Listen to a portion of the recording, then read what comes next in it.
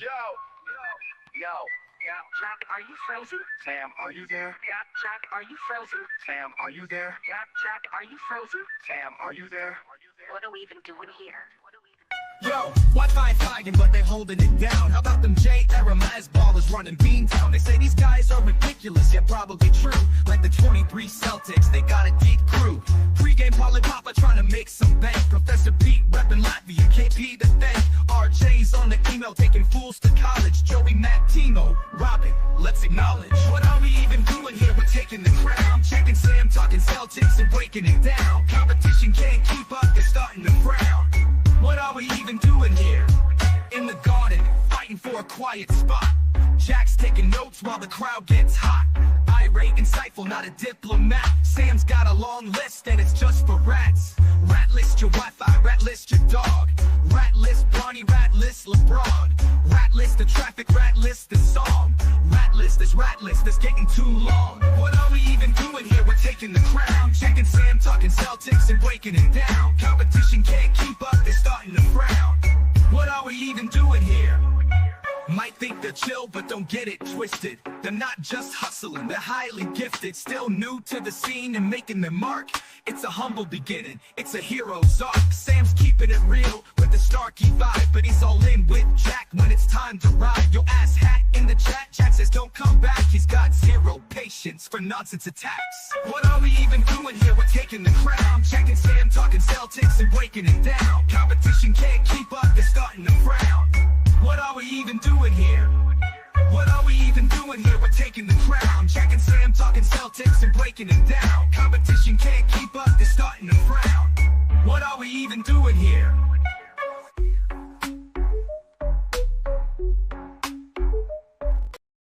Whoa, we made it.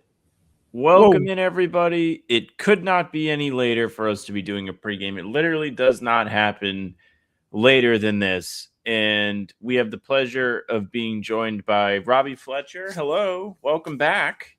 How's it going, guys? Hello. Jack, welcome back. I'm back. Hello, everybody. You've been missed. What's up? I've been missing it. It's weird. This is the longest I've gone without doing a show or writing an article, and probably since we started it. Probably since I started doing the podcast, like 5 years, 6 years. This was weird, but I'm glad to be back. Hello, what's up, everybody? Hello, and Nick NBA. Hello. Sam sent me the wrong link, so I was. Did I? Nah, fuck with you. Oh. How y'all feeling, man? How y'all feeling? Good. He was so scared. I felt bad. I wasn't even trying to give you a hard time. You joined at the perfect time because I tossed to Robbie, tossed to Jack, and then you came in, and I was like, perfect. But yeah, we're all here. Los Angeles, what a place! Yes. No reason this game needs to be at 10:30 on a Saturday. No reason. They could all show up at 4 p.m. Pacific, all watch the game, all get there. They're not working their office jobs today. And we all could have already been done. But here we are. Actually a fun game, though. Much more fun, much more intriguing than Thursday's Clippers game Kings game where you're playing against me and the boys. Clippers have won 6 in a row. Kawhi looks like one of the best players on the planet again. And it might be a real test for a Celtics team that's been playing really, really well lately. Yeah, man. Kawhi in his last 5 games is averaging 40 points. I think there's more stats, but I think that should sum up like what he's been doing. The Clippers, there was some talk with some Clippers fans earlier on saying that, like, Zubac's great, but for some reason we just stink when he's on the floor. And the moment he gets hurt, Brook Lopez comes into the lineup and they're like good again. So obviously if Kawhi's scoring 40 points and averaging 8 rebounds, 4 assists, 2.5 steals, and a block and a half, it really doesn't matter who the center is. But maybe there's something to that. Zubac does come back tonight, so we'll see if that changes anything. But yeah, the Clippers have been playing amazing as of late. I'm so glad that they are, and they're looking like the team that I thought they were going to be, which was a team that was a lock to make the playoffs and not give OKC a top 3 pick. So kind of happy on that. But hopefully the Celtics can handle a hot Clippers team tonight. Yeah, I'm kind of curious to see what the Clippers like rotation looks like. These last 2 games, we're starting to see their rookie class kind of make these appearances. Like Yannick Niederhauser's been playing over 25 minutes the last 2 games, and he's a really interesting athletic, big man. Kobe Sanders got over 20 minutes the last 2 games. Both of those guys have helped contribute to winning, along with Kawhi averaging almost 40 a game in this streak. So like this is a team that's playing really well right now. They're relying on some young guys. Like this is going to be like a good test. And if, look, I kind of like to see the Clippers play kind of well. It's not the worst thing in the world if this team gets a couple wins with the lottery stakes that are kind of here. Like this is a good matchup. And this is a team that's playing good basketball. Yeah, man. Plus, like the Knicks just lost again, or they were about to, so that'd be 3 in a row for them. Yeah. And Celtics are about to be 1 game behind them in the standings going into this one. So if they win, they'll be half a game behind them in the standings. Celtics also now on the best point differential in the Eastern Conference, for what it's worth. I don't know, man. It's fun to see how well the Celtics are playing. The Clippers are nasty though. Thanks, Jared. But I don't know. The Clippers weird me out because like the Brook Lopez thing is interesting, but Brook Lopez had like the hottest shooting night he's ever had, and then shot 1 for 12 2 nights ago from 3. It was just, so it's like, which Brook Lopez are you gonna get now? Given the way teams have shot against the Celtics, probably you're going to get the crazy Brook Lopez. But I don't know. Yeah, like you're gonna get some. One of them is gonna make like 3 like. Yannick Niederhauser is going to shoot and make his first 3 against Celtics. Something stupid, right? Like it's just going to be some bullshit in the first quarter. But I don't know. Like in theory, this is the team you should beat. But I think they have enough talent to the point where they'll probably play the Celtics pretty well. And they played them well last time, thanks to James Harden miracles. But I don't know. It should be a good game. Yeah, the best thing about this is everybody kind of alluded to it. Like this is the best game that the Celtics could lose, like on the entire schedule. If they're going to lose a game on the West Coast and stay up to watch it, it better be for the greater good. And if you've tuned into this show this year, probably any show, people are just talking about how crazy it is. OKC's going to get another high draft pick if the Clippers can't get themselves out of the mud. But 6 in a row now, 6-4 in their last 10. They are only 2 games back of the 10th spot, 2.5 games back of the 9th spot in the Western Conference. And they very well could be in the play-in here pretty soon. I am excited to see a healthy Kawhi. What's really funny is if you go to NBA.com right now and like you look at the homepage, it kind of shows the different tabs to click and like the different headlines. One of them is the Celtics game, and it has a picture of Jalen, has a picture of Kawhi. And seeing Kawhi's smile is the most bizarre thing I've ever seen. I don't think I've ever seen this guy crack a smile. I tried to screenshot it. I don't think I can screenshot when I'm on the stream to tweet it, but it is like odd looking to see his teeth at all. Like the famous like laugh when he's in Toronto. There it is. I don't even think he smiled. Oh my god, that isn't that so like whack? Looks like he's planning something. No, there's kindness there. I see it. I've never seen him like this before. Yeah, he's don't zone it. Don't. Thank you, NBA.com. Thank you. He found out. Now that they found out about the trees being planted or not being planted, he has to give 110% at media day. That's his aspiration, man. Weird. It's so cool to see him. Sorry. No. I think it's just so cool to see him play at this level at this part of his career with his injury history. We don't get to see him but so often, but like we saw it last year as well at certain points. Like a guy like that to play at that level for as long as he has is just so cool. Like it's like when Tiger won the Masters in 2019. Yeah, like what a fun player to watch, Yeah, he goes on these games where sometimes he just doesn't miss. That was the Nuggets game. I think that was game 2 where he went like 15 for 17 and shit, and like he just decided not to miss a shot. I'm like, oh, okay. And amazing. The Clippers, it was amazing, man. And I still remember when he was with the Well, he's still with the Clippers, but when Luka was with the Mavericks and they had a series, they've played them like so many times in the playoff, but this was the one not in the bubble. It might have been the year after, but like they were down in the conference finals, right? And then Kawhi I heard it, and Paul George played the Suns or something like that, right? And then, but in the Maverick series, they were down 3-2, I believe Game 6 was in Dallas, and like, dog, that was one of the greatest takeovers I've ever seen in my life. Like, he was hitting Dorian Finney-Smith with some mean shit. Like he had like 45, and then they came game 7 and 1. So it's just it's just great to see a player like that who this is so methodical in his approach, but like it's just sharp and to the point every time. But the Clippers are third in their rating in their last 10 games. Of course, they're number one in their last 5 games. They've been like blowing teams out. First in offensive and defensive rating. Of course, you have some shooting luck there with their first in true shooting was 65% as a team. So, but they're not turning the ball over. They're forcing turnovers. The free throw rate is first in the NBA through the roof. They're also shooting a lot of threes, which they weren't at first. The last 20 games they're like 11th, but the last 5 they're first, and the last 10 they're fourth. So maybe that's probably the thing with Zubac. Like, he's not going to shoot threes, but now you have 5 guys theoretically that can shoot. Maybe that opens up the floor for Kawhi and such. So again, we'll just have to see how that works this game with Zubac coming back. I'm pretty sure he's going to be on some type of minutes restriction. Probably not too harsh, but we would definitely see. Do you guys think he comes off the bench like we've seen with, like, I think Evan Mobley off the bench I for think a game. so. Victor also came off the bench. So but he actually knows. So okay, there we go. Yeah. So yeah, we'll see how this works. But yeah, this should not be a 10:30 game. Should not be. But I think it will be a good game though. So hopefully we enjoy it.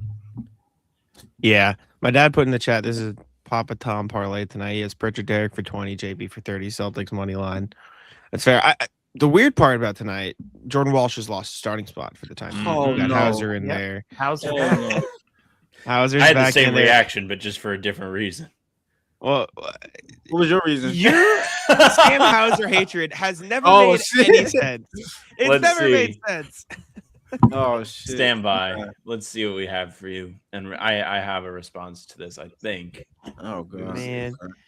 I don't know. The Walsh stuff, I think he'll still like get in the rotation fine. I just think other guys have been better lately, and I think that's kind of a product of how the Celtics have been run this season. So I have a catchphrase now. The season is waves. I say this so much, and this is what happens. Like, Josh has not touched the court in like 5 games.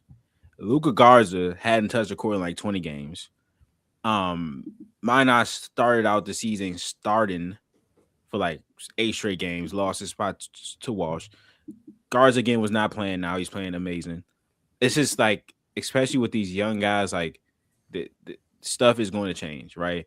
And maybe this puts a battery in Walsh's back. I don't know if his dwindling play as of late is because of the illness that he had.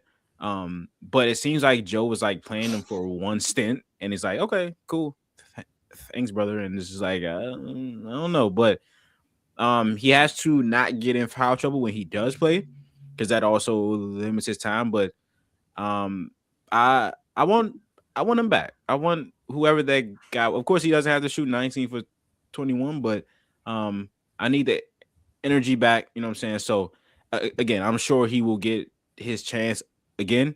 And he can wind up starting again in 10 games, but he just has to show that. And right now he's not.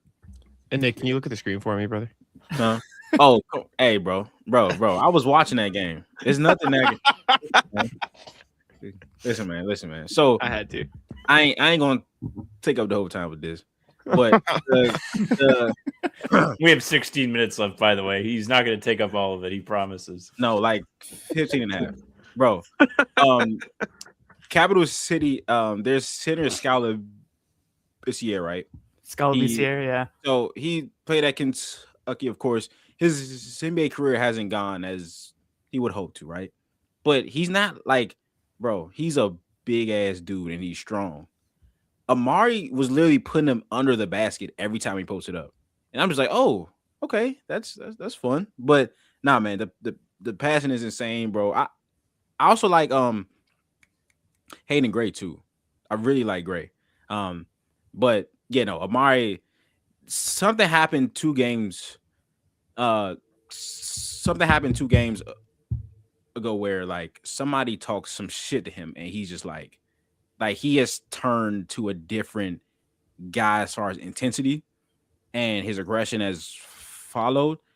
And of course, he has to do the rebounding, the big man shit, right? But another thing was like, hey, this guy seems like he's just going through. He's so calm on the court, like he just doesn't really say too much. And in these last 2 games, he's been talking shit the entire game. He's pushing guys, and he's just like he plays like he's upset, and it's just been a joy to watch. So back-to-back 30 balls. Of course, he won't get the ball enough to do that with the big club. Would never campaign for the entire offense to run through him, but Not yet. dog, not yet. Give it a year. But like it's crazy to see, and I think he can help us. But there's no reason to bring him up now, because if Garza is playing like this, Cade is playing great too. Keep him down there, let him learn, have him in the chamber. But I'll stop hijacking the show now. So go ahead. Sam, you were gonna look up some stats to shit talk Hauser, and I was gonna combat you. So please. I was looking to see what his Couldn't starting line. That is exactly what happened. The starting splits were. He's 3-2 as a start of this season. I thought he was 0-3. I thought he started all the first 3 games and they lost all of them. Not to mention, Hauser started off the season terrible. Could not shoot. Objectively. Terrible start to the season. Ugly. Since the first 10 games, he's 38%. Since the first 15, he's 42%. He's been, since the start of December, Sam Hauser is shooting, let's see. Since the start of December, if Basketball Reference would please let me, fuck it. I'm just going to look at in December, because I can just do that on NBA.com. In December, Sam Hauser from 3-point range, 40.8% on 6 attempts a game. Like after a slow start, he's spent the same Sam Hauser. He'll have a game or 2 here and there where he doesn't shoot that good, but like that's every shooter in the entire league, right? So I think Sam Hauser has been pretty phenomenal this season, considering how poorly he started from 3. And that includes him on the defensive end, where I still think he is one of the more underrated defenders, if for no other reason, because teams will attack him when they have no basis to, and that completely diverts their offense into a place where it shouldn't be. Like, I guarantee you we're going to get a 3-minute stretch tonight where Kawhi Leonard is just trying to post up Sam Hauser. Maybe it works, but if you're going to live with the Clippers offense being anything, I'm going to live with Sam Hauser playing solid defense on Kawhi Leonard jumpers. Like, I think he can be fine. He's been on this West Coast trip, like truly like, a tale of 2 different guys. He's had some clunkers like the Utah game. He had the Sacramento game where he hit, I think, 5 threes. He hit 7 against Indiana. Like, we've seen the flamethrower. We've seen him kind of off the mark, but it's like you said, that like he holds up on defense. I think we're seeing him, like the rest of the wings, put a lot of emphasis on attacking the glass. And I think that is something that goes a long way with Joe. Just the effort, even if it's not the numbers necessarily as a rebounder, but like this wasn't like a development I was expecting. I didn't anticipate him coming back into the starting lineup after the start of the season. So very unique change up to close out this West Coast road trip. Yeah, me neither. But here we are. Wow. No, he really has been good lately. Like, credit where credit's due. He's shot the ball much better. He's reminding us very much of what he does. I more so wonder if the Jordan Walsh yank here means that we might not get to see some Minot today. What if we get to see him again? I missed him so much. He hasn't played in a while. I miss him.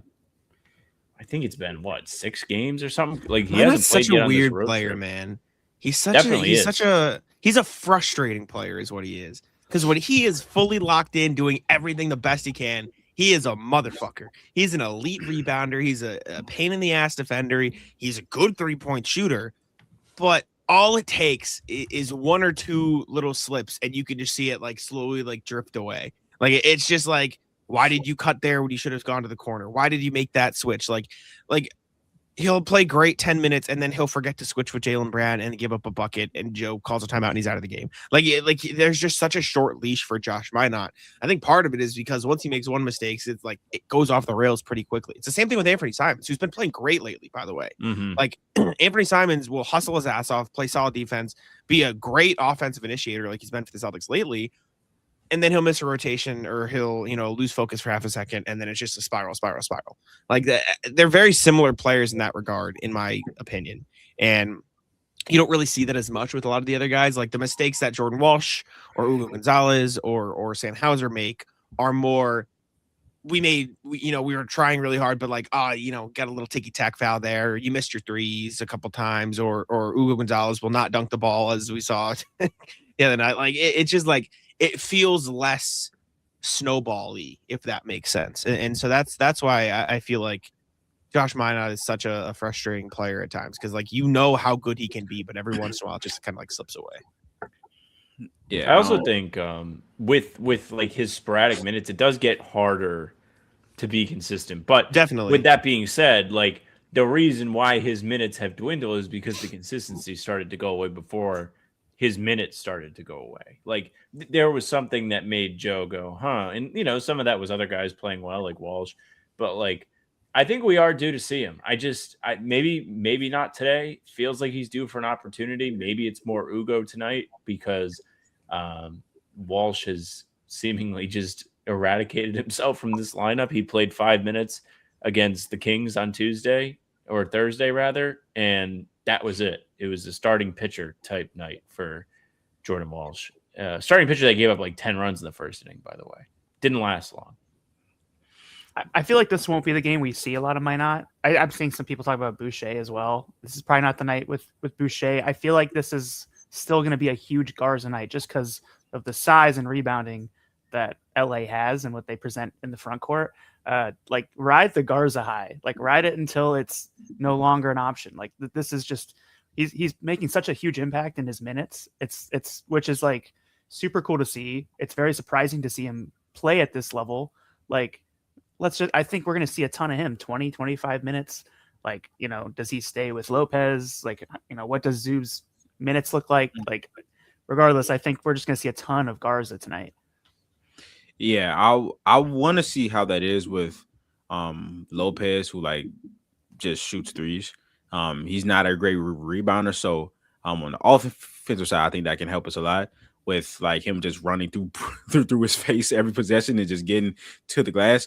On defense, I am interested to see how that works with him getting out to Lopez as a shooter. Not sure how the Celtics will play that. We did see some stretch fives have success against the Celtics. I remember Khalil Ware hit like 5 or 6 threes, and then Mamu hit a couple. So Joe obviously in the Heat game when Khalil hit like 3 threes and Kata continued to like not close out to him, Joe obviously got upset. So I would love to see what the game plan is for Brook Lopez, and then with Zubac coming back to see like how they the compare and a contrast in the coverages. But yeah, like Garza has been amazing, man. But the last game that Minot played this is the second Indiana. I don't know if this was the first or the second Indiana game. It was before the road trip. He actually just didn't come. The first one. Wait, what? Yeah. No, he's definitely on the road trip, but he hasn't played yet since they left Boston. Yeah, because I'm about to say, wait, hold on. They left him on the tarmac. Yeah. What is the injury report? He was running after the plane. It was like the end of Toy Story 2. It was like the same thing, but they didn't get on. Bro, that shit had me fooled for a second. I was like, wait, I definitely seen him on the bench. But yeah, no. No, like, yeah, he made the trip. I'm sorry. I don't know, man. No, you good. No, you should. I should have just instantly popped into my head. But like, nah, bro, it's I don't know. I just hope, because you said something like that it is hard to just come back into it and then play great and like, oh, I earned it back. But like we've seen, I'm not saying he should be this way, because rhythm plays a part, and it plays such a big part in a guy like playing great. But we've seen Ugo like not play for 3 quarters and come into the 4th quarter and give us everything and change the entire game. We've seen Garza not play for 20 days and come back and be great. So I don't know if Joe was expecting Mana to do that, which is a very hard thing, and I'm super impressed that guys who haven't got as much NBA experience as you would think are able to do this. Of course, Ugo was rookie. Garza didn't really play that much in Minnesota, but Mina also didn't play that much either. So I don't think everybody has the same progression in that area. So hopefully when he does get a chance, he can come back and be great. But yeah, we'll see. Because I don't know how much Walsh plays. He gets 2 stints every game, and it's just, sorry, last game he got 1 stint. He got just 1 stint, and he just that's not the player that I know that he is. So I just hope everybody can get on the same page at the same time.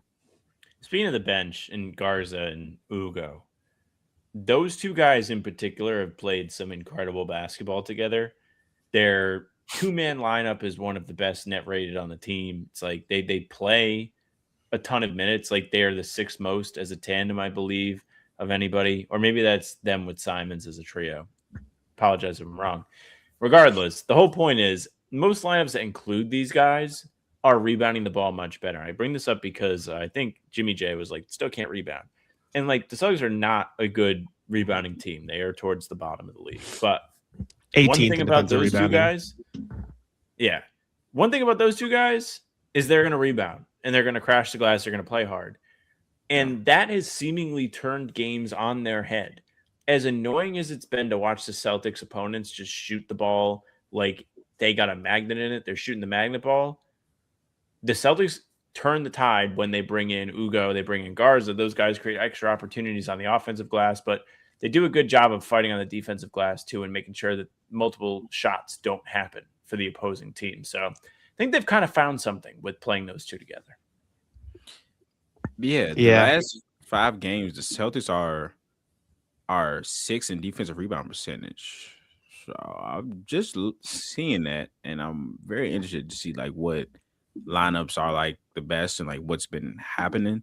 Obviously Garza, defense rebound, like I believe most of Garza's rebounds are offensive. So I still want to see like what it is or what lineups are causing this to happen. But yeah, the Celtics on this season have jumped is crazy, but they are now 25th in defensive rebound rate after spending a lot of time like dead last or second to last this year. So again, I'm interested to see what lineups that's making that happen in these last 5 games. So yeah, like Ugo rebounding on the glass has been insane this season. There was like a 4-game stretch where he was averaging 10 rebounds against like the Heat.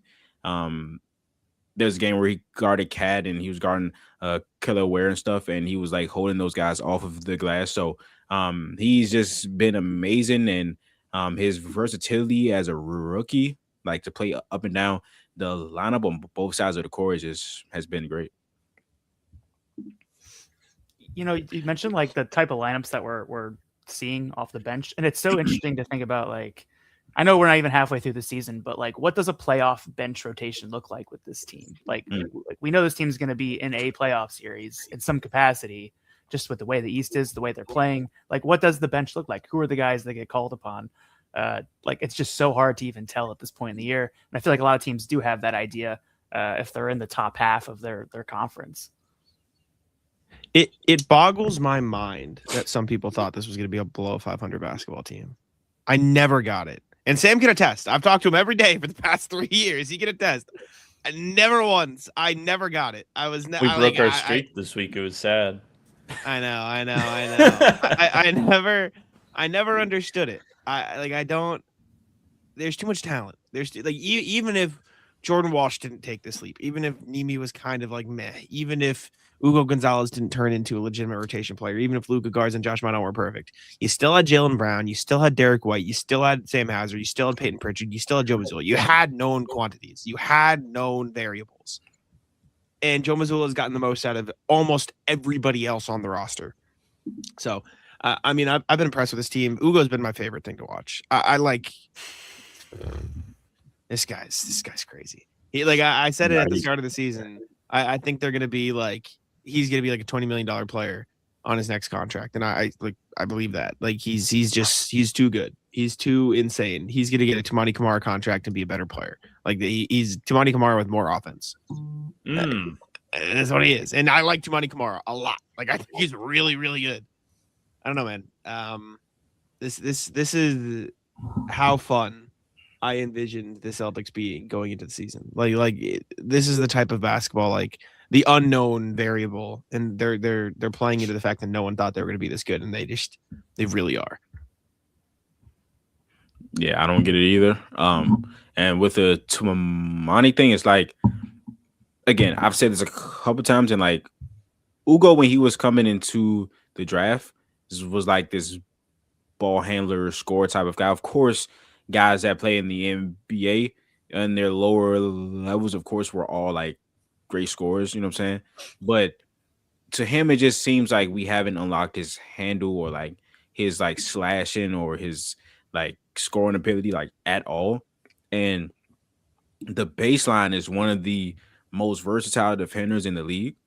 And it's a guy who can play the 5 on offense and defense and will give you one of the best motors in the entire league. Rebound the ball, pass the ball, like he will do everything you ask him to. So once we tap, and I know he's gonna work his ass off because I've seen it, and his mentality is such, like he gets really upset at himself when he messes up, which I think like he's being too hard on himself. But it's like guys with that type of mentality are like definitely going to work their ass off to improve as players. So just like Jack, man, I'm really excited. You guys think Ugo's gonna get tats? He's gonna have a sleeve eventually. Oh, shit. I don't know. No, I don't see it. I don't see it. I don't think you can so. tell Jack hasn't talked to me in a while because he's laughing at what I'm saying. Usually it just bounces right off. Yeah. I don't know if he will. I say nah, probably not. I also lean no, but it would be. I'm just like thinking about like Tatum when Tatum came in the league and he had like no tattoos and now he's just got them everywhere. I'm thinking of like other Spanish players. Like I don't think the Gasols have many tats. I don't know. Hernan Juancho has a lot. Gomez. Hernan Gomez has a lot of tats. Aldama. What if he looked up to those guys? Adama doesn't have tats. His idol is Rudy. Rudy That's Fernandez, fire. right? Hey man, pregame show, man. Pregame Celtics Clippers. Fernandez doesn't have tats either. Jack is in another tab. He just completely missed Nick. Salute. Sorry. Like best of luck to you if those are your basketball role models, the Hernan Gomez boys. Boy, Bo Cruz, man. Hey man.